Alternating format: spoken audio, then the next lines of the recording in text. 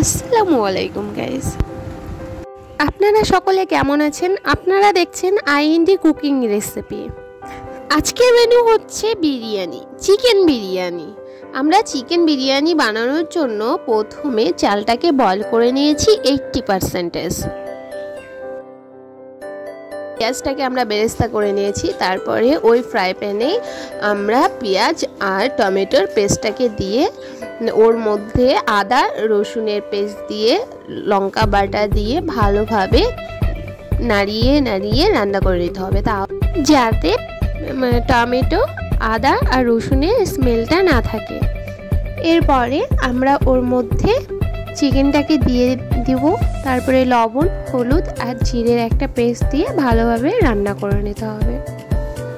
আমরা অনেকেই জানি বা শুনেছি এরকম যে বিরিয়ানি লাভার আছেন, অনেকেই বলে থাকেন যে, এবং কি গানেও আছে যে বিরিয়ানি না হলে কি নিজে সুসাইড করি। তো এইরকম লাভার যদি থেকে থাকেন তো আমাকে একটু কমেন্টে হাই করবেন, আমি কিন্তু দেখতে চাই।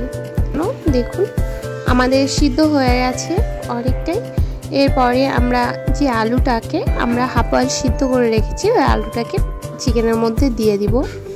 এবার বিরিয়ানিতে যে মশলাটা লাগে, বিরিয়ানি মশলা, সেই মশলাটাকে হালকা ভেজে আমরা পেস্ট করে নিয়েছি। ওটা মাংসের মধ্যে হাফ দিয়েছি আর হাফ রেখে দিয়েছি।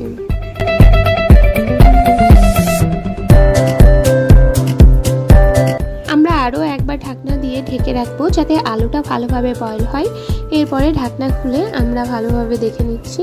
তারপরে ফ্রাই প্যানটাকে নামিয়ে ওর মধ্যে যে বিরিয়ানি ভাতটা সিদ্ধ করে রেখেছিলাম ওটা দিয়ে দিয়েছি। দেখুন তারপরে পেঁয়াজ বেরেস্তা দিয়ে ওই ধনিয়া পাতা আর ওই বিরিয়ানির মশলাটা দিয়ে